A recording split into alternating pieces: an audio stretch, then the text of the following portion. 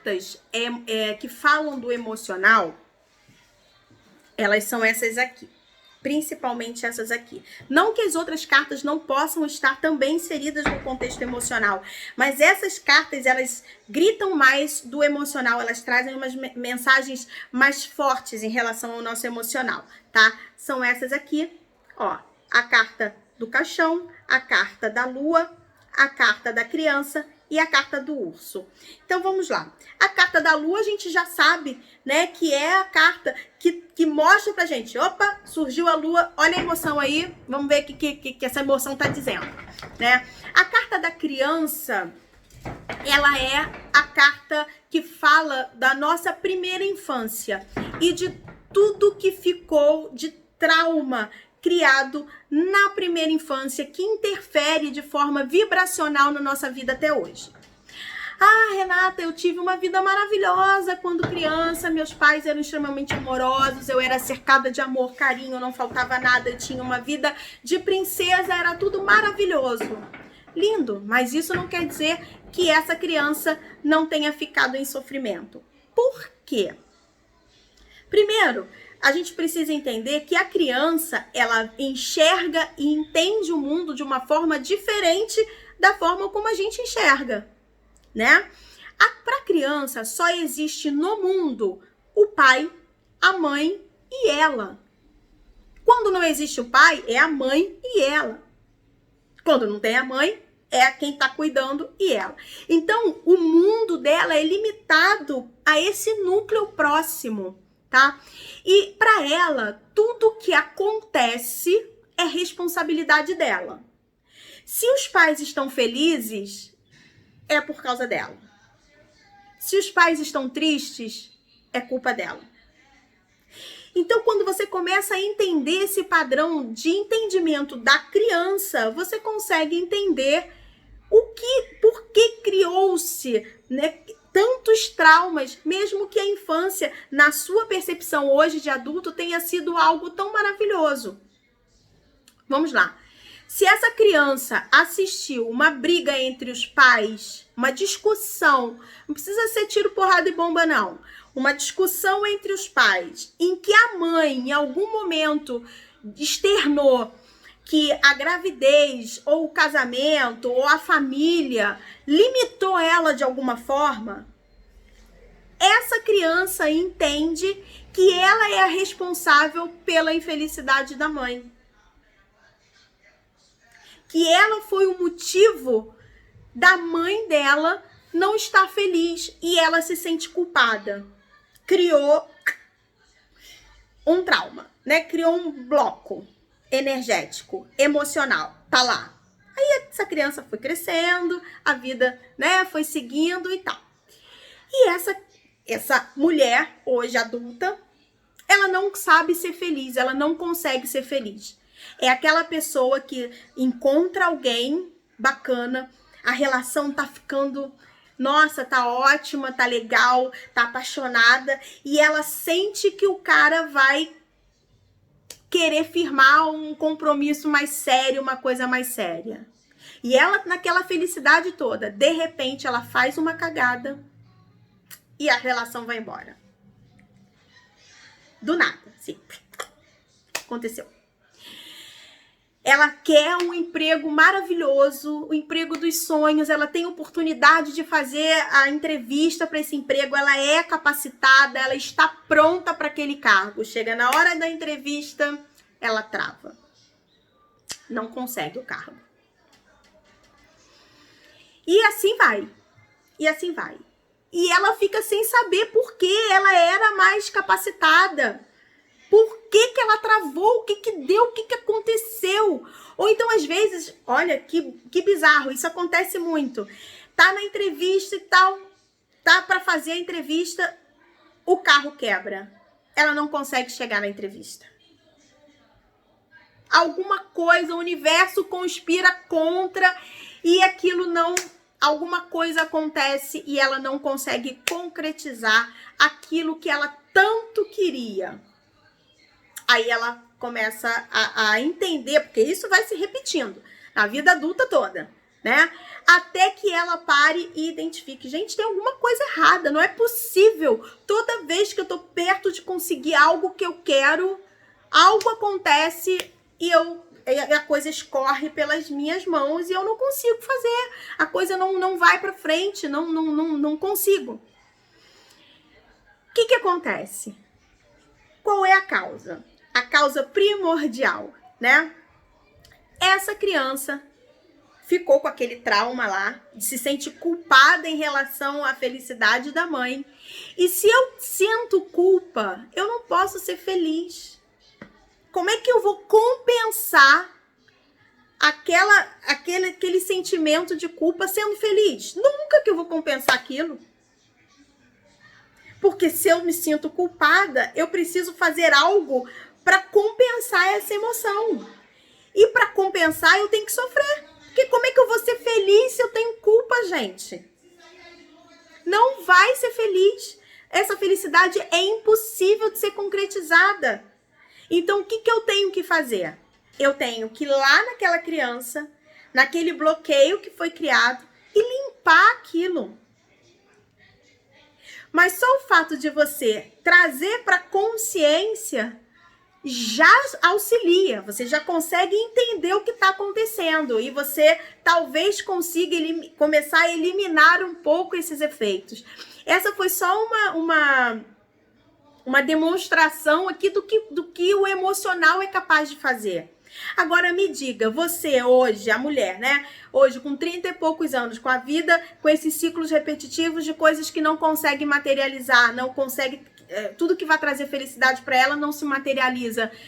Ela iria, de forma racional, entender que a responsabilidade de criar tudo isso tá naquela briga daquele pai, daquela mãe que ela nem lembra que teve? Entende quanto o baralho é profundo, quanto ele traz para você, ele diz para você, olha, tá ali. Ele pode não dizer para você qual é a emoção, qual foi o momento, com quantos anos, isso a gente vê no mapeamento, mas no baralho não. Mas ele diz, olha, tá na criança interior, tá ali a questão. Vai, volta para lá, volta para essa criança, vai ver o que tá acontecendo com ela. Você já tem um norte para entender. Assim, eu fico até, né, porque é muito incrível isso. E eu levei anos, gente, para conseguir ter esse olhar pro baralho. Olha que eu trabalho com baralho desde os 13 anos de idade. Mas conforme, como eu digo sempre, o baralho é um oráculo vivo. E ele tá sempre se transformando, porque ele é uma parte de você, ele é uma parte minha. Então, conforme eu vou me transformando, o baralho também vai ampliando a forma de atuar, vai ampliando a percepção. E hoje eu tenho como mostrar para você como ter essa visão ampliada do baralho cigano, trazendo toda a espiritualidade, toda a realidade quântica para dentro do baralho, para que você possa realmente pegar essa ferramenta e mudar a sua vida. Isso é um norte para você. Então vamos lá. Nós falamos da criança interior, né? Nós falamos da carta da lua e a gente vai falar agora da carta do urso. A carta do urso é uma carta de medos e de mágoas, tá? Então, quando ela sai ligada ao emocional, a gente sabe que essa pessoa sente muito medo. E é uma pessoa que guarda muitas mágoas, tá? Raiva, tá? São sentimentos densos, sentimentos pesados, de frequência muito baixa, tá? Então, a gente precisa começar a olhar para essa carta, para esse inconsciente, para começar a entender como ele está agindo. Quando a gente tem muita raiva dentro da gente, as confusões nos cercam. A gente está sempre no meio de confusão. Você tá quietinho em casa, não vou nem olhar para o lado, não vou me mexer, vou respirar bem lentamente para não atrair nada que eu não queira. Daqui a pouco, quando você vê aquela confusão toda e você no meio. Ah, que fulano falou. Ah, que fulano disse, mas foi ele, mas foi ela e tal. E quando você vê, você tá no meio daquela confusão, então você não sabe nem o que aconteceu, o que houve. Mas você tá ali. Sempre fofoca com seu nome. Sempre colocando você em situações delicadas, situações que vão te deixar irritado, que vão te deixar com raiva, que vão te deixar magoado. E tem mais. Quando você está numa energia de raiva, você está propenso a acidentes. Você bate com o carro, você se acidenta, você cai, você se corta, você começa a ter questões que vão trazer para você físico, né? Dor física mesmo, através de acidentes, tá? Isso é sinal de raiva, de muita raiva. Só que não é raiva dos outros, é raiva de você. Você está com raiva de você. Por que você está com raiva de você? O que está acontecendo com você? Aonde está essa vibração? E eu volto a dizer, o baralho mostra para você que você tem mágoas, que você tem raiva e tal. Olha para essa criança, como está essa criança? Em que momento essa criança criou um bloqueio de raiva que você foi realimentando na vida adulta? Mas a causa primordial normalmente está lá, quando não é de uma outra vida, tá? Que a gente traz também de uma outra vida. Então, mas primeiro, olha para essa criança e veja se isso está dentro do contexto daquela criança, daquela criança interior, tá? Então, a carta do urso traz isso pra gente. Mágoa, raiva, ódio, né? Acidentes físicos, você começa a se machucar, tá? De forma, lógico, inconsciente. Não é você se automutilando. Isso também pode acontecer, tá? Mas o que eu estou falando é de acidentes mesmo, de coisas inconscientes que acabam trazendo para você prejudicam o seu físico, traz dor, né? E faz com que você se machuque, tá? Agora a gente vai falar da carta do caixão, da carta 8. A carta do caixão é uma carta também que fala de mágoas, mas ela fala de luto, né? Da dor da perda. Qualquer perda. Pode ser perda de alguém, pode ser perda de uma situação, pode ser perda de um amor, pode ser perda financeira, mas é um sentimento de perda que você carrega debaixo do braço. Você traz com você, você é o próprio luto. Você é a própria tristeza e é uma tristeza profunda que tá com você desde sempre. Toda vez, se alguém chegar para você e falar assim, vai para um momento de felicidade, você não sabe, você não lembra de um momento de felicidade. Então, essa carta do caixão, quando ela está ligada ao emocional, ela fala exatamente disso, das mágoas, dessa tristeza, desse entristecimento profundo e também de você se colocar na posição de vítima. Você se coloca diante da vida como vítima das situações. Por isso tanta mágoa, por isso tanta tristeza. Olha como eu sofro. É uma forma também de chamar a atenção das outras pessoas, de ter a atenção das outras pessoas. Esse excesso de luto, esse excesso de tristeza, muitas vezes é um ganho secundário. Louco isso, né? Mas sim, é um ganho secundário. Você se coloca como Marte, você sofre, eu sou sofredora, ninguém me ama, ninguém me entende, comigo tudo dá errado, e você traz essa tristeza, essa mágoa, para que as pessoas sintam pena de você. Olha como isso é um processo adoecido, não é? E que precisa ser olhado com calma, com atenção. Mas com a percepção do baralho, você já sabe o que está acontecendo com você. Você consegue entender o que está acontecendo com você. E isso é o mais importante nesse momento. É entender, porra, eu tô me colocando como vítima de novo.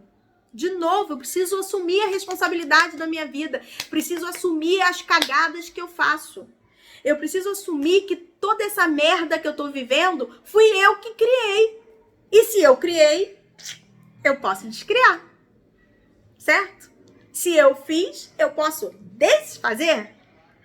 Então, é essa consciência que precisa se ganhar. E com o baralho você consegue, porque se você criou, você pode desfazer.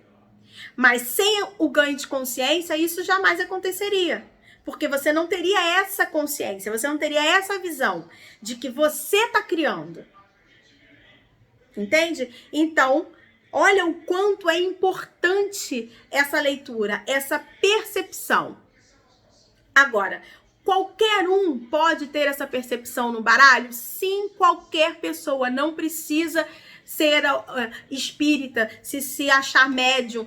Não tem nada disso. Lógico que uma conexão com a espiritualidade é criada quando você começa a trabalhar com baralho. E é maravilhoso isso, porque você começa a sentir a presença da espiritualidade através das intuições em relação à leitura da carta. Mas não é necessário que já exista uma conexão com a espiritualidade para começar a trabalhar com baralho. Quando você, com essas informações, você já consegue olhar para as mandalas e entender o que está acontecendo com você. Que é essa a proposta, né? Não é você se transformar numa cartomante famosa. Não, a proposta é a ferramenta de autoajuda. É você conseguir olhar e entender o que está acontecendo. As energias que estão regendo, de onde elas estão vindo. Como você pode fazer para transmutar tudo isso. E isso o baralho com certeza vai te trazer, mesmo que você não tenha uma conexão com a espiritualidade. E a gente fica por aqui. Grande beijo, gente. Tchau.